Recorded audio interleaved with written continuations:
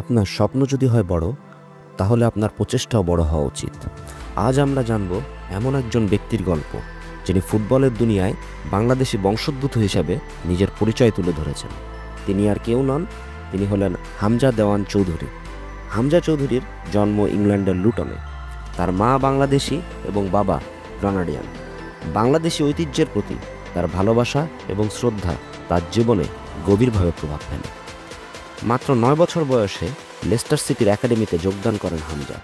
Football মাঠে হামজা একজন defensive midfielder হিসেবে খেলে থাকেন। 2017 সালে লেস্টার সিটির মূল দলে ডেবিউ করেন হামজা চৌধুরী। ধীরে ধীরে তিনি দলের গুরুত্বপূর্ণ অংশ হয়ে ওঠেন। তার সাহসী ট্যাকেল এবং খেলার প্রতি ডেডিকেশন তাকে আলাদা পরিচিতি এনে দেয়। 2021 সালের এফএ কাপ ফাইনাল জয়ে গুরুত্বপূর্ণ ভূমিকা পালন করেন হামজা চৌধুরী।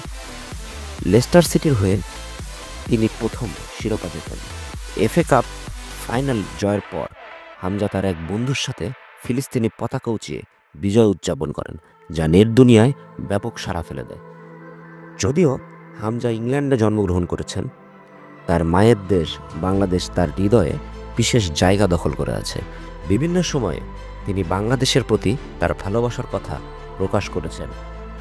একজন বাঙালি ফুটবল ফ্যান হিসেবে আমার মতো অনেকেরই অনেক দিনের চাওয়া হামজার মতো ইউরোপের লিগ কাঁপানো ফুটবলাররা খেলবে বাংলাদেশের জার্সিতে। এত দীর্ঘ অপেক্ষার অবসান এখন ঘটতে চলেছে। বাংলাদেশের জার্সিতে খেলার জন্য ফিফার অনুমতি পেয়েছেন হামজা দেওয়ান চৌধুরী। 2024 সালে শেষটা হচ্ছে এমনই এক সুখবর দিয়ে।